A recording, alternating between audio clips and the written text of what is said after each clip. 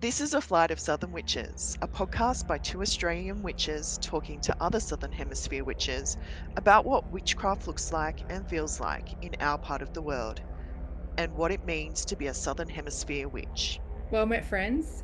You can call me Mel. I'm a Wiccan who lives in Central Australia. I first learnt about witchcraft in the mid 90s and have dabbled in a lot of different things since, but always come back to Wicca. And hello there, I'm Gil. I'm an Australian witch living on the east coast of Australia. I started my witchcraft journey back in the 1990s doing elemental magic and divination. We started this podcast as podcast listeners because 99.9% of witchcraft podcasts are Northern Hemisphere focused. And down in the Southern Hemisphere, it's not just the water that rotates the other way. Aside from us two, yes, you are episode Mhm. 3. So Gil was episode 1, I was episode 2, you're episode 3, technically 1. Also, I know that we're recording. Do you Right. swear on the podcast or not? I have, and I've been marking it as uh, what's the word? Explicit. Yep. Just because I know that occasionally I'm going to let the F-bomb drop and I'm not going to Control it. So, sit there and listen to not the gonna, whole thing and try and get them out. yeah, no, we're not going to censor. Great. Yeah. So Cool. go for it. Yeah, have at it. Welcome, everyone. Today we are speaking to Andrew. Um, so, welcome to A Flight of Southern Witches. So, Thank you so much Andrew, for having me. Excited to yeah, be here with you. thank you for joining us. We're so glad to have you. Um, how this is going to work is we're going to just ask you a few questions and you can just riff back and forth. Mel and I will take turns asking, and yeah, we'll just let the conversation go from there. Sounds exciting. I'm looking forward to it. And thank you for having me again. I'm so So, the first question we have is, how would you describe yourself? So many ways.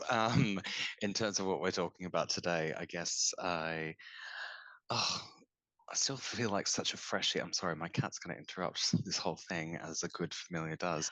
I would say that I am a Gardnerian priest and involved in the Gardnerian tradition with my own practice as well. So that's pretty much the easiest way to sum it up. I don't have a lot of other adjectives to add to that, but that's the core identity, Gardnerian, with my own private practice as well. And on a personal note, he's awesome and friendly and funny. Introverted a bit as well, Yeah, but always happy to do a anxiety riddled. podcast. Yeah. And such a great ambassador for Australian Hmm. witches. Yeah. Thank you. Gardnerian priest. That's Right. that's a really good descriptor. So, Mm. can you paint us a picture of your path to getting there, or what started you on the journey of witchcraft Yeah, in it's general? quite interesting because, well, actually, people might not find it interesting, but I'm going to tell them anyway because they're listening to the podcast. So I guess it's all still relatively new for me. I've been hanging around the community for probably about 5 years now, which, all things considered, isn't particularly long. It really did start during COVID, and it happened from a very weird place where I had somebody on my Facebook, or a few people on my Facebook, who were old friends and they were practicing some form of modern witchcraft. And I was at home, like, lurking them on Facebook, just thinking, oh my God, this is ridiculous. Like, what a make it up as you go along religion. These people are deranged, and was really judgy about it. But we all have our great work that we must do in life, and mine Hmm. is to be less judgmental. So, and weirdly at the same time, I was watching this fantastic English reality show called Rescue Mediums, where there's two psychic mediums who go into people's haunted houses and remove the spirits that are living there. It is trashy and amazing, and I really got into it over COVID. And one of the episodes, they went into this guy's house and they suspected that he practiced Wicca. And they asked him, and he said, "Yes, I do." And they were like, "That's bringing the demons into your house." And I was just like, huh, like, sort of the confluence of what was happening on Facebook and then this discussion. I was like, would bring a demon into someone's house, not knowing anything about what a Wiccan does. But it just sounded like bullshit. Basically, based on what I've seen my friends doing. I mean, I still wasn't respecting what they were doing, but I knew that they weren't, living in their own haunted houses because of what they were doing. Also not So that crazy, obviously, either. no, and so I started doing just sort of like a bit of internet research, and it was because out in the zeitgeist, Wicca is just general modern witchcraft, and the people listening to this podcast know that not to be true, and people who are initiated into British traditional Wicca know that is not true as well. So I was just googling like Wicca, and then fell into watching a lot of Harmony Nice's content, which is really aesthetically pleasing, but very broad reaching in terms of all the things that she includes in what is Wicca, and at the same time was going on a Wikipedia search through Wicca, and then stumbled onto Gardnerian tradition, Alexandrian tradition, and then I was kind of like, this isn't sort of adding up for me, what I'm reading about it and what I'm watching about it. So when at the time I was living in Tasmania, so when retail opened, I went down to the local witchy shop and bought a book, and the first one's always Scott Cunningham for everybody, and it was no different to me. But the second one that I bought was Janet and Stuart Farrar's Witch's Bible, so the Nice. compendium of the two books, which is usually how it's sold now anyway. And I read it cover to cover in probably about 3 days. And anyone who has read it knows that it was COVID. What else was I doing? And I kind of just sat back and thought, I was too judgmental too quickly, because this runs a lot deeper and is a lot more complicated and considered than I had considered. So then, again, I had nothing but time. So I would go back down to the little witchy shop and buy another book and another book, and, continue on the Wikipedia search of like, okay, it started with Gardner. Okay, so then who's Dorian Valiente? Who's Patricia Crowther? Who is Ray Buckland? Who is Vivian Crowley? Who is blah, blah, blah. And then it just was this cascading of like so many names. So I thought I'll start at the back end and work my way historically forward. Yeah. So then I was buying Gardner's books and Valiente's books, and then Patricia Crowther's books, and moving forward in the timeline, and trying to pull in the other magical currents that were running around that. So once I got to the 70s, and it's like, okay, well, let's bring in some Starhawk and more of Cunningham stuff and see what really fits for me.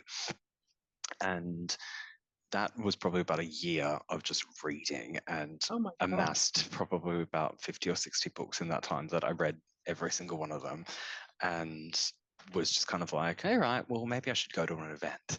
And by that After time, a year, yeah, by that time, again, it was in the middle of COVID, so it was back when we didn't have to socially distance as dramatically, and one of the esoteric shops in Tasmania was running sort of like intro to witchcraft classes. So I went along to that and was sort of going to every class that they had, because it wasn't particularly expensive. It was nice to meet people, and then that just sort of snowballed from there into writing rituals with people and doing public rituals, and joining the Tasmanian Pagan Alliance, and then eventually joining the tradition that I did. So it all happened, I think, relatively quickly for most people. I should add, during that time as well, I was watching a lot of YouTube witches, and joined their Discord. So a lot of my existence was also digital as well. So I was doing my reading, having digital experience with people all over the world with different kinds of practice, and then doing things with people in person in Tasmania. So I was kind of hitting like all of these different areas. So yeah, I was obsessed, basically. you delved into it. I really went hard.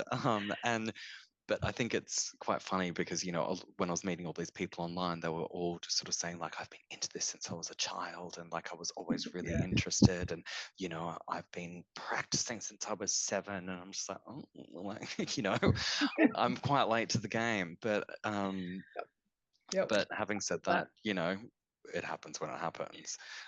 You can't really control it. No. And I'm just really glad you fell down our rabbit hole. Yes. Well, that's the other weird thing about it as well, is it started with Wicca, and then there are so many options to choose from, and so many great ones. And can you go down the Druid path or the Heathen path, or just do your own solo eclectic thing? And I kind of didn't decide that garden area path was right for me. I felt like the path decided I was right for it. Yeah. And everything that I was reading, some people get really turned off by what they perceive or what is some of the practice, and none of it scared me or confronted me. And Yet. it yet, yeah, true.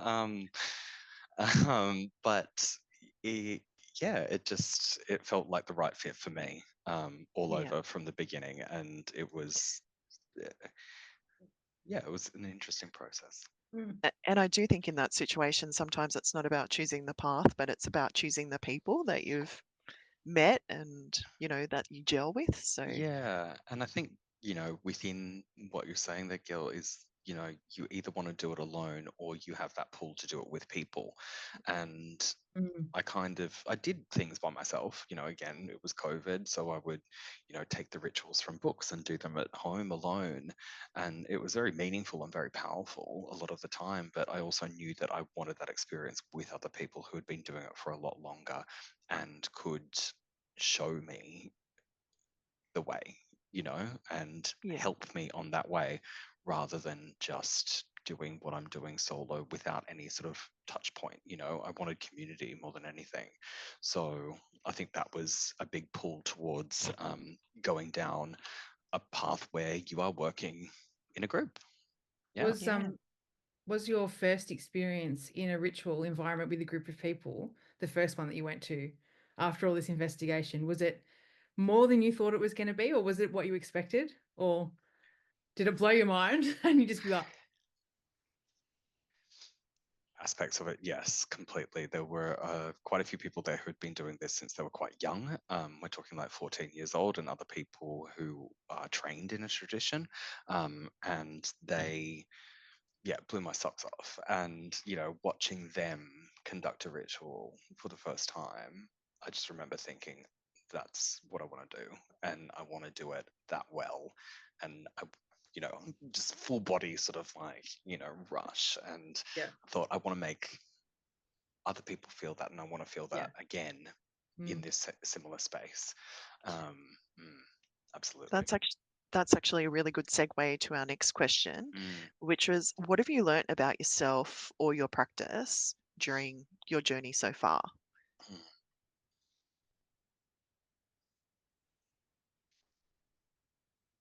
I think what I've learned about the practice more than maybe myself is that when you're first starting out, there is just so much information. Like I said, that first year it was like 50 or 60 books, and by the second year it was 100 and something. And there is just so much coming at you with, you've got to do this and you've got to do that, and you've got to have a daily practice and a weekly practice and dedicate this and charge your crystals that. And I remember at one point trying to do all of these things or incorporate Um, every single aspect into what I was doing. And I was just like, this feels like a lot of work, yeah. and it's not work that I'm actually enjoying doing it, and I don't believe in it.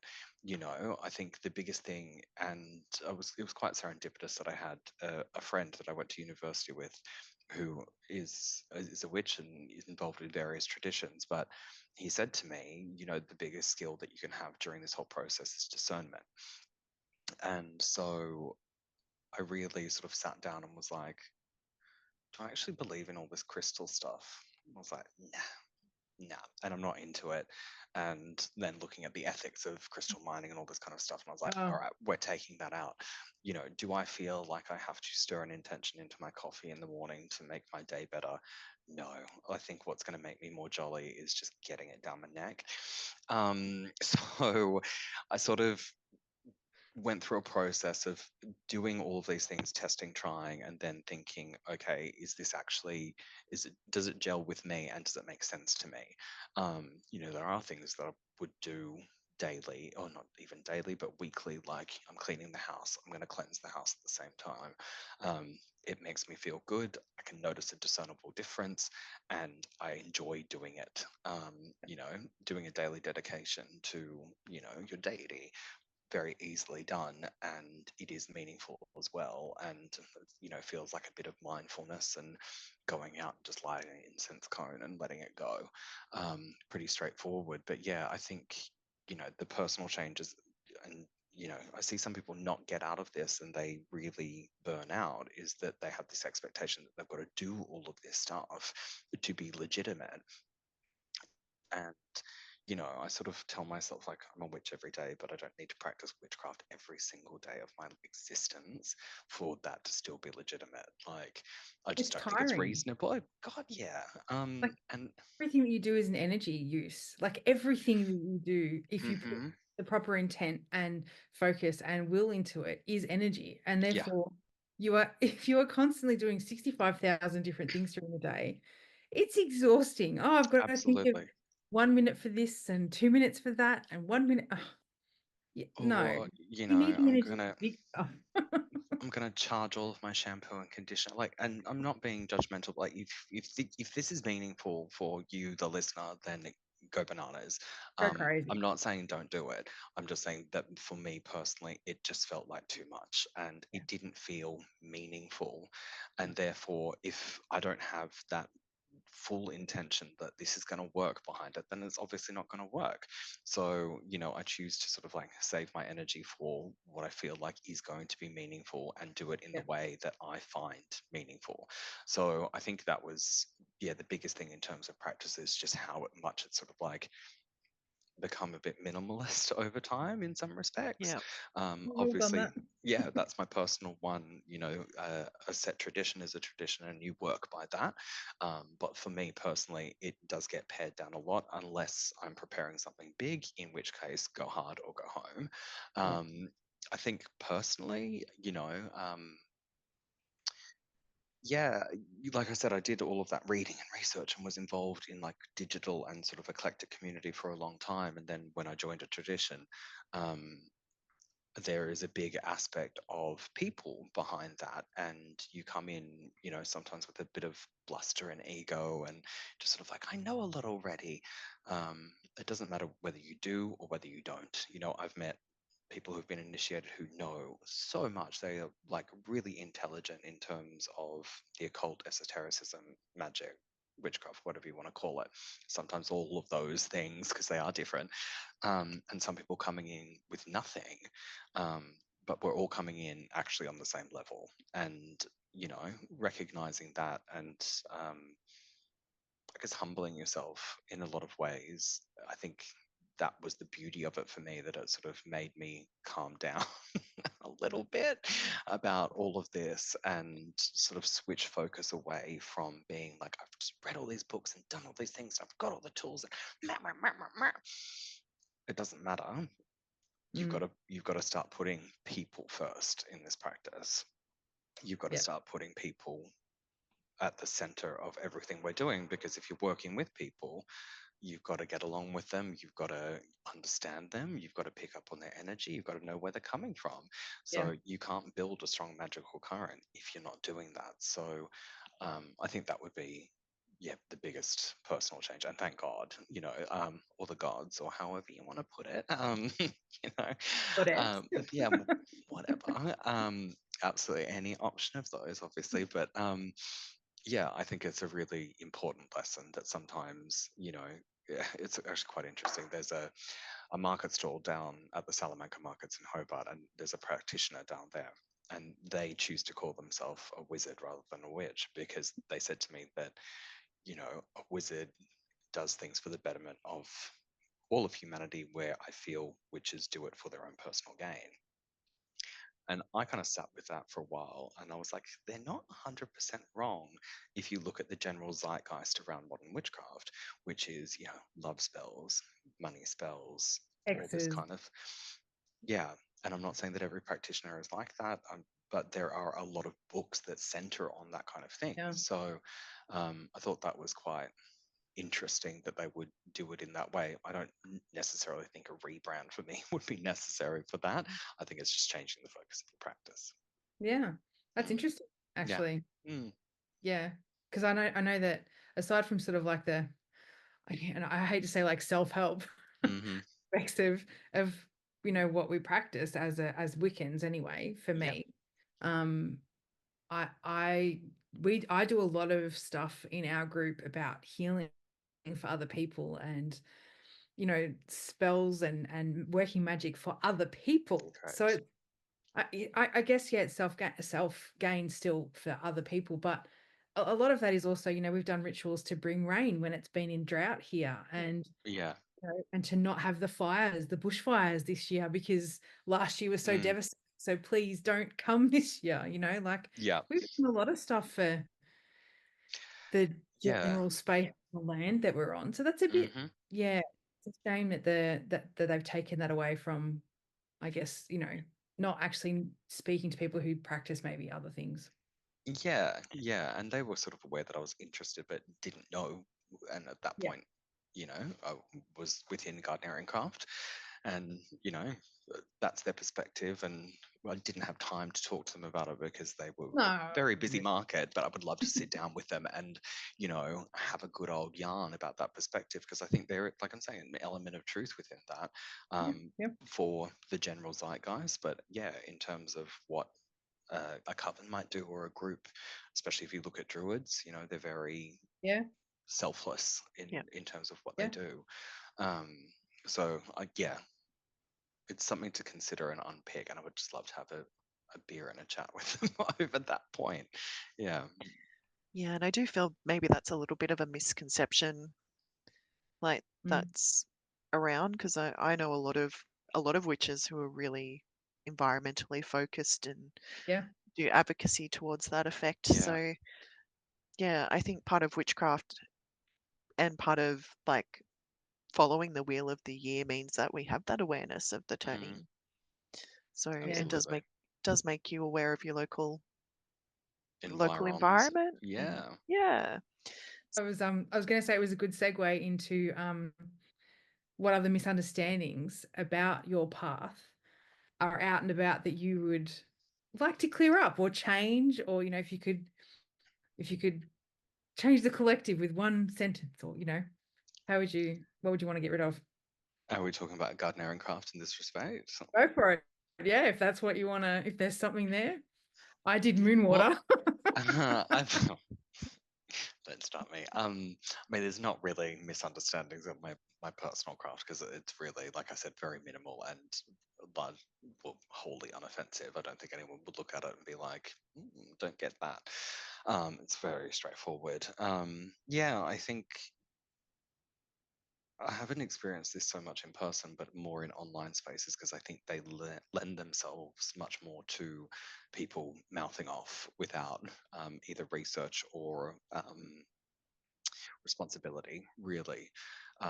So a lot of what gets leveled at initiatory Wicca and the history of it. I was at a conference recently and talking about that some covens work skyclad, and that's how Gardner started it. And from what I've heard online, people are just like, he was just an old pervert and he wanted to see people naked. And I really think that even back in the 50s, there were much easier ways to see people naked than try and start a whole new modern witchcraft practice.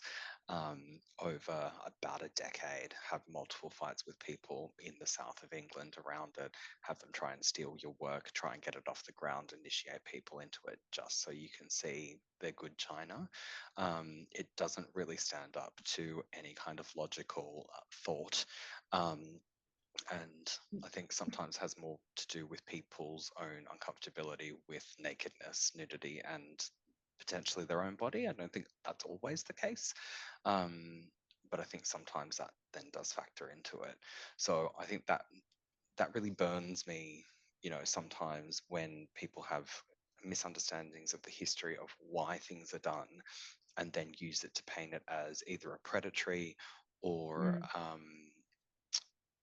like vile way of working. And I think that there is a misunderstanding there among, people who are critical, is that you're not going to find somebody more critical of Gerald Gardner than a Wiccan. You're just not. Yeah. Um, 100%. because everyone is very aware of, even his own high priestess, Doreen Valiente, was very critical of the things that he stole and tried to pass off as other material, ancient material. It wasn't. It was, say, Rudyard Kipling, or experiences that he had.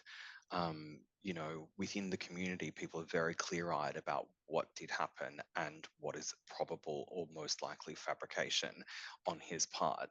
So that doesn't, for us, invalidate the practice. No, we What? don't deify him is No, I think the key to that, right? Like we know that he created what he created. We know that it, like where it comes from and how far it goes back, and we can see the ties into all the things because we practice it. We know.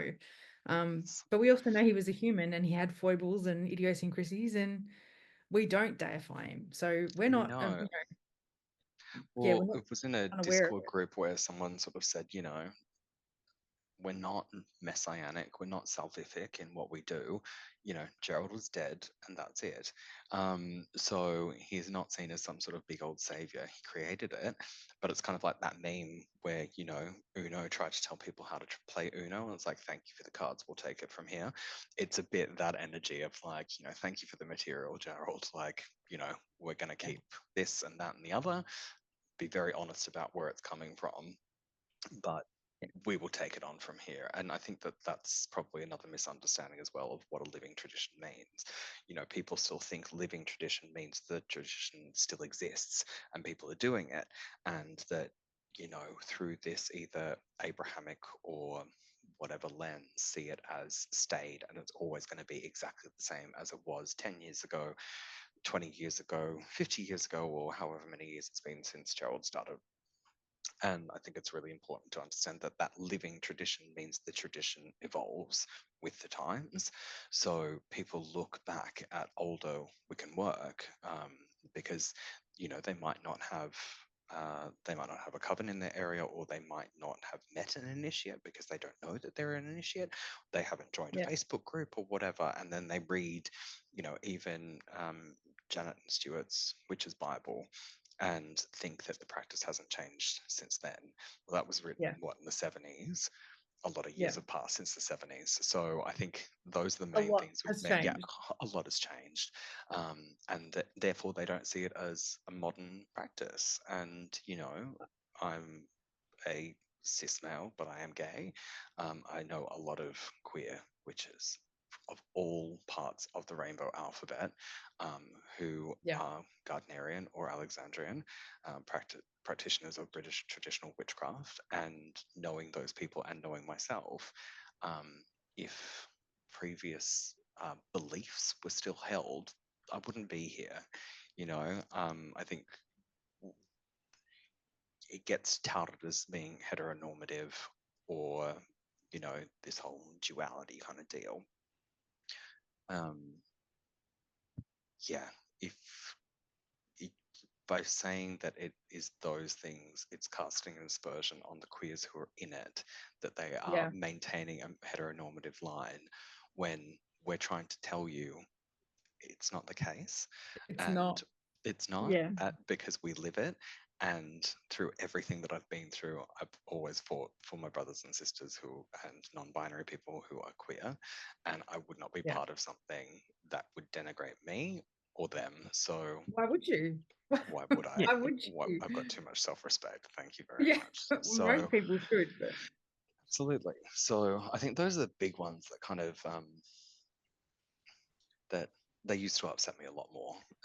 yeah. And I would probably fire back a little bit more, but now I think I try and take it more of a ask questions of why people think that, and try and be the example of an out and proud Yeah. gay man and out and proud Gardnerian. So Yeah. I think that's the best work that I can do for that. And if people do have questions, I would think I would just prefer people ask questions rather than come in with an assumption. Yeah. Yeah. Yeah. Yep, definitely. So I guess that leads on to my next question, which is, what are your hopes for the future of the path that you are on? I mean, I hope it grows, especially here in Australia. I mean, I've had the good fortune of practicing both here and in the United Kingdom, um, and some places in Europe as well. And the community is much bigger, especially gardening craft in the UK, and in the US as well. You know, thanks to um, Ray Buckland, who everyone knows exported it over there and has become quite big. It's still quite a small community in Australia. It is growing, you know, over the last couple of years. There's been, you know, more people interested and more people joining, and I think um, that's great.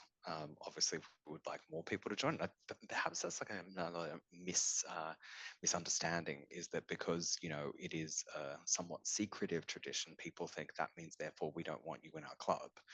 Well, we want you in the club if it's right for you. If you want to do it, you are so welcome. Find the right people who will welcome you into their group. Yeah. So I think, you know, that's probably another misunderstanding, is because we don't really talk about what the practice is. People are just Yeah. think, well, they're big and they're mean. Everyone's actually really lovely. Everyone's really lovely, and it'll be fine. But you know, if it's not for you, we're not going to go out and seek you. It's an incumbent on Yeah. the person who wants to be part of the group to find. So if you are somebody listening and, you know, you are interested, just, you know, Hit a push. just get it done. It's Yeah. terrifying. I've Do been it. through it. Yeah. You know, a lot of we've been through it. Um, it can be really scary to put yourself out there like that and approach people, but it does take some tenacity. I don't think that anyone should be on any kind of, you know, pagan or witchcraft path. That's very hard to say, Yeah. unless they do have some sort of drive within them that is going to, you know, get them somewhere. I think it does require a level of bravery, and that looks different to everybody. Yeah. um, but yeah, I think I would just love to see it grow and more people interested in it for what it is, rather than for the misunderstandings of it. Yeah. So yeah, I really just want to see more people join out of their own absolute genuine interest, love and passion for it, um, Yeah. rather than anything else. So you mentioned that you've worked in the UK as well. And I since have. this is a podcast about us little southerners, Hmm. um, what did you find to be the weirdest thing to have to deal with working on both ends of the hemispheres? How did you find it? I mean, I don't think it's any secret that, you know, they work backwards to us, or we work backwards from them in They're terms backward of, to us. yeah, exactly. We're always right. Um, that threw me out completely. And the times where I've had to call a quarter or cast a circle and go backwards was very discombobulating. Yes, I found that very hard. Um, Other than that, I mean, I think it really is connection to the land. And, you know, I'm not a particularly outdoorsy person. You know, what did I see it put as the other day? Like outsidey. It's not like I'm a completely indoorsy person. I do like being outside. I'm just not one to go like hiking or anything like that. So, but I think there is like a massive thing around, you know, I grew up on the east coast of Australia, you know, around the beach and seeing the beach every day, and, you know, being around mangroves and just the salt air and, you know, Mm, all of the flora and fauna that is associated with this part of the east coast. And then being in such a city, you know, did a lot of work in London, and the climate is different, you know, what is native is different, you know, it just didn't feel the same. And I think there's a certain magic to Australia overall. I mean, you know, anyone who lives here knows that. And the Australian bush explicitly is one of the most incredible places that you can mm, go in. And I really missed that. And it didn't feel right not seeing the ocean. I felt really disconnected from, you know, something that is really powerful and has its own magic to it as well. So I found it yeah. really hard to bring up a lot of that sort of like outside energy into what we were doing, because the geography was off. And, you know, before that, I'd been down in Tasmania. And again, anyone who's been to Tasmania knows that island Oh, oh, is haunted. It is yeah, it's the magical. life. Yeah. Yeah, it's absolutely bananas. So, yeah, I felt really disconnected from you know, my initial experiences of the gardening craft, you know, being surrounded by Mm. Tasmania and working with the seasons in Tasmania and how extreme it is there from an Australian perspective, you know, in terms of the cold and, you know, the auroras happening and all that Oh, kind of stuff. And then you're in this really urban environment trying to do the same thing. That it just was different. It wasn't bad. It was mm, just different. Um, And I totally get what you mean because I remember when I've gone up to the northern hemisphere, mm, like even the sunlight's different. yep, Like it's absolutely. not as strong as Mm-mm. it is in Australia, and mm. it's such a different green. Like Yes. our greens are kind of olivey, kind of Mm, yellowy greens, whereas theirs are just the really, yeah, yes. Green, green. forest green. Yes. Yeah. And, I'm you know, liking the sound of the forest green, I'll be honest. yeah. But I think the other weird thing as well is like, you know, you read all of these books that are primarily written by people in the Northern Hemisphere, and they're talking about plants that, you know, for your spell work, which we don't get here, they don't Yeah. exist, and they're not native, and, you know, everyone's got feelings about importing non-native ingredient. Um, and, you know, when it was down in Tassie, a lot of it was native Yeah. things that we were using, not exclusively. I mean, like there are certain times when, you know, for your incense or something like that, you need to import something like frankincense isn't growing here. You got to get it from the Middle East. Yeah.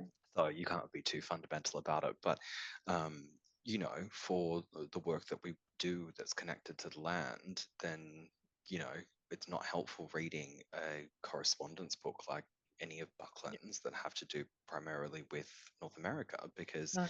it doesn't exist. So I found that a bit yeah, it was interesting. It's kind of like when, you know, if you've ever been to the United States and, you know, you experience all these things that you've only seen in movies and you're like, Yeah. wow, it's real. They do drink out of a red cup at a party. And like, you know, like just shit like that, which Yeah. Americans then find very weird that we're fascinated by. And they're like, it's a plastic cup, like settle the Yeah, hell but you see down. them everywhere. Yeah, You see them exactly. everywhere. Um, but it was a bit like that with, you know, like, oh, Yeah. that's holly. Like, I've never Oh my seen God. holly here, you know, when they're actually cutting holly for Yule or whatever it is and getting that out. And, you know, it was just stuff like that that seems so stupid to say that like it felt so different, but it Mm. did. It really did. And Yeah, we don't really know enough about our like native stuff here. Like we just don't like we know such a small amount based on, well, I mean, the lack of communication that we have with, you know, the indigenous culture here. correct. And I think, you know, sure, they've used a lot of those things for Millennia. Yeah. yeah, like time that I can't imagine. Yeah. Um, but we don't understand any of that. Like we, you know, I wouldn't even be able to begin to tell you what a particular type of thing could do. I know you can eat pig face. It's a Yeah. little plant. You can eat the little things. That's about all I know. You know, Well, finger were you limes. were you aware that we actually do have a native holly? Do we? See, Yeah, no idea. yeah. Awesome. That It tickles lives something in on my brain, but eucalyptus trees. there So you when you're go. looking at eucalyptus trees and you see there's a group of leaves that are a different color, Sure. that's actually the native holly. Is There it you go. like a parasite kind of deal? Or is it native mistletoe? Oh, I don't Close know. We'll now go enough. I'm find second. out. Damn We'll it. investigate. We'll put it in the show notes and then you'll know. Yeah, That'll be great. And like, I think that's really true that, you know, um, there's so much work to be done. I Yeah. mean, Australia's a massive country and really biodiverse.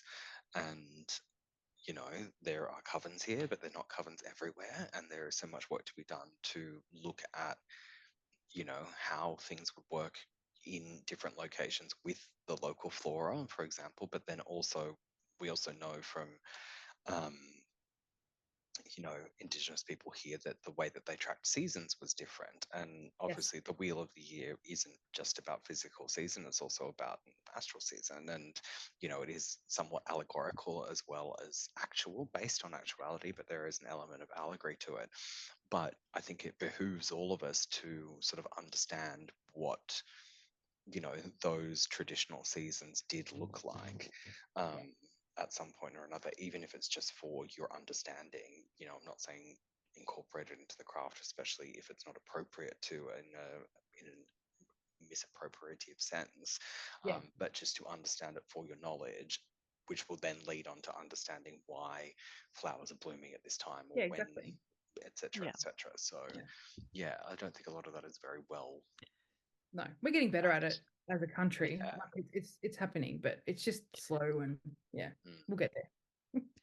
But yeah, I do think it's really interesting thinking about those energy shifts of the mm, wheel of the year and how in Australia, like we really don't work to the four seasons. It's no. like it's the six, or different Yeah, areas can be up to eight. Like, yeah. mm. It's Yep. not the same. But one thing I'm really keen to know, like just given that you're from, like you've lived in Hobart and practiced in Hobart, Mm-hmm, and Mel's over in sort of Central Australia, like mm-hmm. for calling the quarters, do you use Northern Hemisphere correspondence? No, it is different. Um, yes, so it has been adapted to the Southern Hemisphere. Yeah, most definitely. Um, it feels Yeah, more natural to me. Maybe that's just because of the way that I learned it. Um, Yeah, maybe. but I think whatever works works. I mean, it's not too radically different to how they do it, but there are changes within there to adapt um, some of the directions based on which elemental associations are most appropriate for our location. Um, but yeah, I think it definitely feels right, and I think that's a big thing within this. You know, you should always test it out. I know yeah, some people who are based in Tasmania who still do the Northern Hemisphere because it works for them, and they're very passionate that that's appropriate and it works for them, and that's great. Um, I think, if anyone is going through the process of trying to figure this out for themselves about which direction, which element should be going in, just give it a go. Try everything up. I'm sure that, there's a multitude of different ways that you could do it, different associations that you could put to every direction, and Oh yeah. colors and Yeah. numbers and, flora Close and your eyes and fauna point. and literally like go absolutely nuts. But the way that we've done it feels very appropriate. I mean, I think part of that is also, that's why you join a tradition, because the current is already there and yeah, it's been established and you know that it's working. But if you're somebody who, wants to practice by yourself and Yeah. it doesn't feel right to you, then give it a red hot go, and then keep on, keep a magical diary, pop it down which one you tried. Try it again in a couple of days. Don't do it the next day like I did, like an idiot, and exhaust yourself. But give yourself a couple of days and then do it in a different way, and just track whether you think those things feel or behave differently. And don't put it into your book until you know which way you work in. So keep your diary separate and track that out. And then once you've got it set and you've done it a few times, you're like, yeah, this is right. This feels natural, and results are coming from it. And it doesn't always need to be spell work results. I just No. mean it feels right and you're happy with it. That is a result in and of itself, and put it in your book. Yeah. yeah. I totally agree. I think if the energy flows, that's a sign that you're on the Yeah. right track. You're doing Yes. Yeah, something. Hmm. Yeah. So Yeah.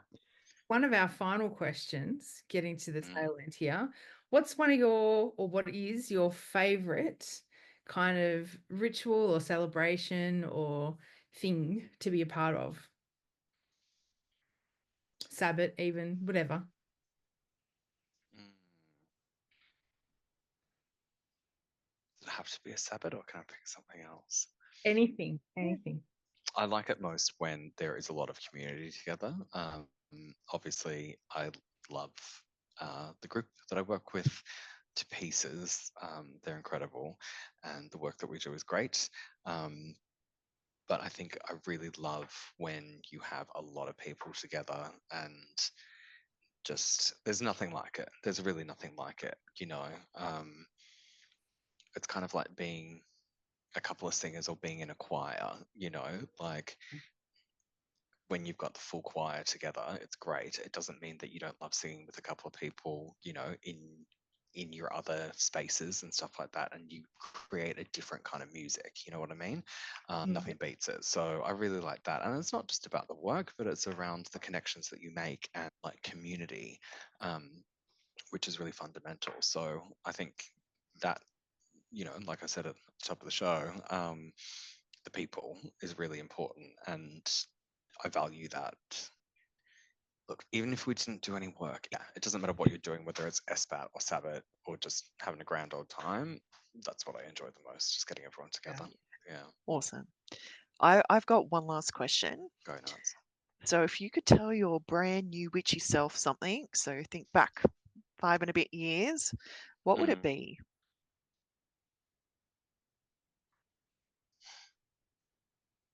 really interesting question. Okay, it will work out better than you think it will, I think is what I'll tell myself. Not that I was like scared or trepidatious at the start, I was just very enthusiastic. Um, but my expectations of where going on a path would take me were, down here, and I'm not saying that like they were low, but like I had a certain level, and they are far far beyond that. It's been life changing. It's been incredible. It's made me a really different person, and I have people in the community to thank for that. Um,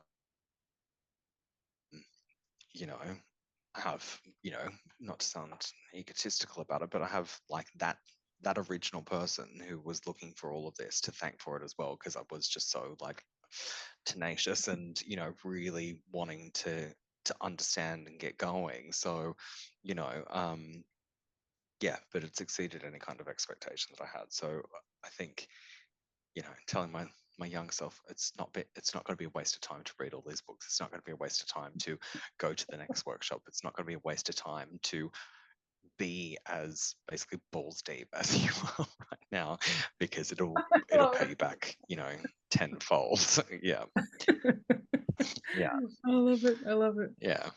Give young me a message of hope rather than Yeah. castigate myself for making mistakes. What's the point? Yeah. Yeah. No, well, I think that's all the questions we've got. Is there anything that you want to add to what you've said tonight, or plug or anything?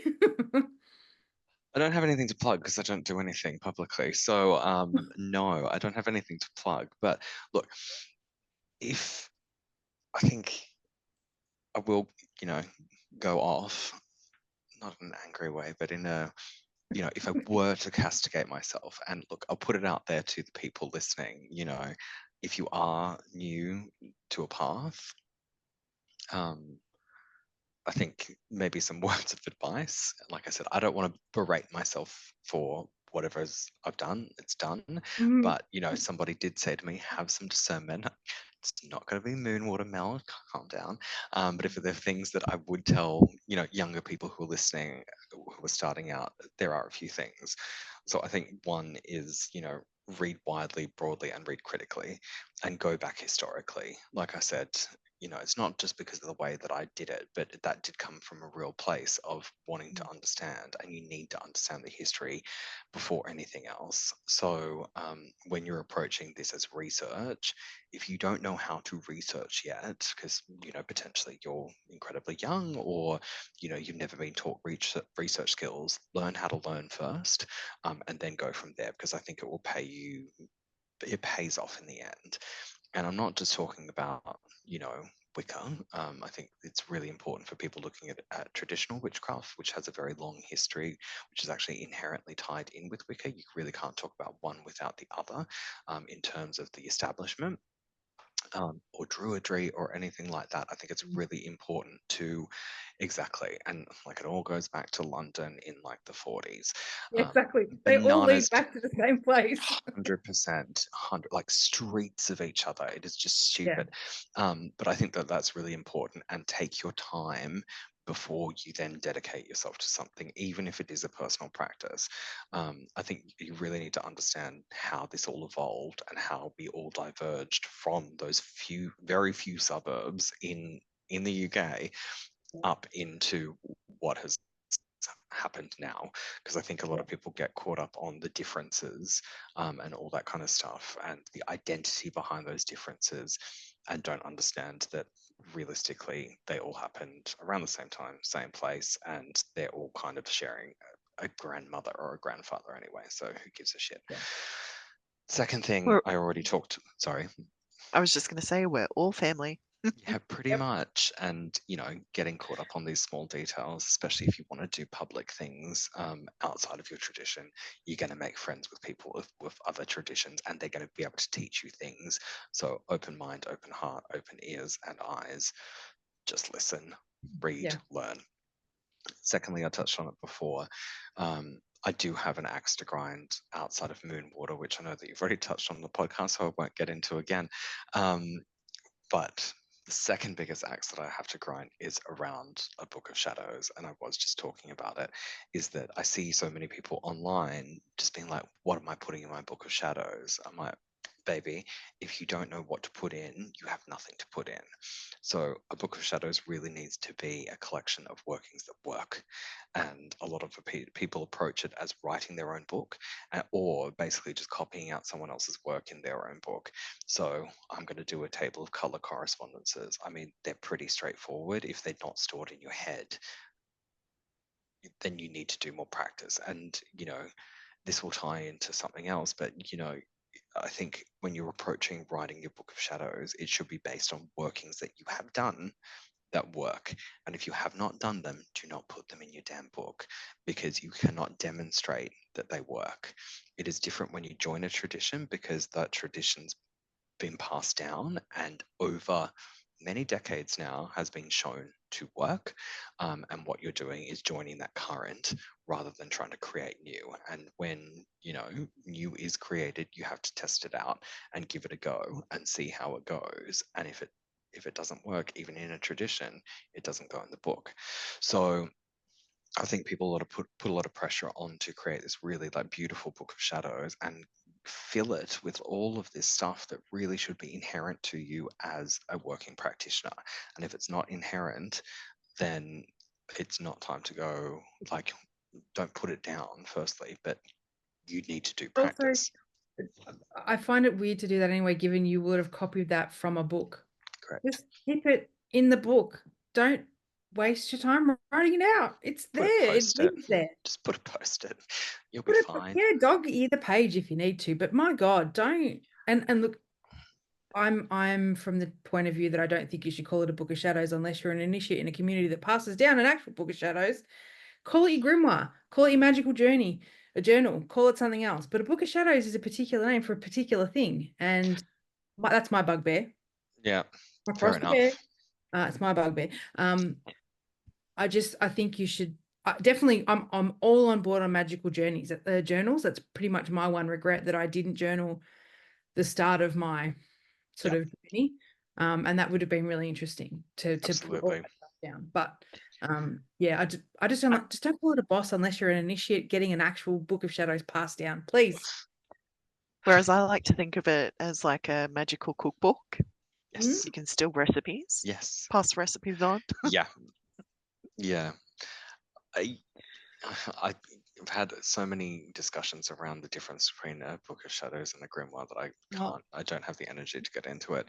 we'll be Suffice here all to night. suffice to say that I don't care. But I think like the third thing would probably be, when and I reference online spaces a lot because I've been hanging around them for a long time, but when people talk about advanced practice and are there books on advanced practice? And again, I want to say, baby, the advanced practice is the doing.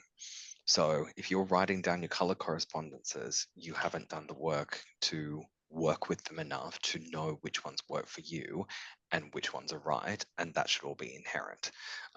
That should be within you to know. And that's being an advanced practitioner. If you can call your quarter without a book in front of you, if you can cast your circle, if you can set up space, and I know that not everyone does that. So whatever the equivalent is within how you work, so just take that as an example rather than a directive.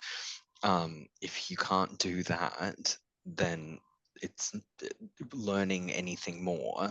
isn't really going to help you, because those are the fundamentals. And so being advanced is being able to do all of that right off the top of your head without having to think about it. And yeah, like writing a ritual on the fly. I mean, gosh, I was talking to someone the other day who was just saying that they've got 2 days, and that was the cat's tail, have got 2 days to write a ritual and they're going to get it done. And I have no doubt that they're going to get it done, because, they know what they're doing. So I think it's through action you then become more advanced. It's not just sitting and reading and reading and reading over and over again. It's then doing that creative aspect of it where, okay, you can set up your space however you set it up without thinking about it. And then the advanced part is, okay, I want to do a new working for Yeah. whatever it may be, and then developing your own, trying it out, refining it to a point where you're just like, this 100% works. That's the Yeah. advanced work. Yeah, and I think there's an element of, there is a lot of books. I said this to my husband the other day, that there seems to be a lot of books coming out, maybe in the last sort of 12, 18 months, that I've just noticed a lot of, that seem to be a lot of UPG. So a lot of personal practice that people have come up. They've written a book. This is how I work with any of them, any of the deities, right? And to me, I consider that sort of more of an advanced practice, in that, they're creating their own thing and they're going ahead and doing it, and they're finding results with it and all the rest of it. But the element to that I don't like is that people take that as this is the only way to do it, as an advanced practice. And that's not the case. It is one specific person's idea of how they commune with that specific deity or entity or whatever you want to call it. 100%. And I think that, while I do consider that an advanced practice, I don't think that there's anything wrong with you going and doing your own thing, and taking guidance and things like that. But just don't confuse the two as, oh, this guy's written a book on Anubis, and that must be the only way of doing it as an advanced practitioner, because he's Yep. done it for 10 years, so he knows what he's doing. Well, no, that's all worked for Yeah. him specifically. And I personally wouldn't pay $1,600 to go learn how to commune with Hecate. Like, that would just not, I'm not paying that money No. to see UPD from one person. That's not my thing.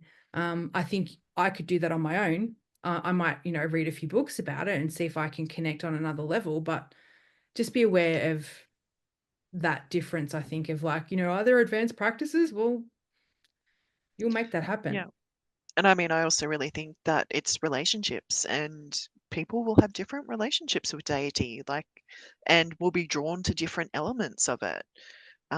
So I know for me, like, whenever I have worked with Hecate, she's been the nonna, like, it's been a really sort of the wise old crone who I go to when I need advice. And there's other people who see her as a really sort of the dark underworld. Yeah. So I Yeah. think part of it being relationships is you have to build your own relationship. Yeah. And Yeah. I like 100%. I always like the sort of the description of, like, we're all trying to get up to the top of the mountain and we're all taking our own paths up there. Yeah. Hmm. I like that. Yeah. Love it. Yeah. Well, very cool. Yeah. Well, and thank you so much for joining us, Andrew. Like, it's been really fantastic to have this conversation with you and hear more about your journey. Thank you Yeah. so Thank much for you very having much. me. It's been an absolute pleasure to chat with you and your audience today. So I really appreciate you asking. Well, that's the episode for today. Thanks everyone for listening and watching. Be sure to track the moon, because when it's full, a new interview is going to drop. Please like, subscribe, comment, share the episodes as much as possible. Witches, grab your brooms. Let's fly. Blessed be.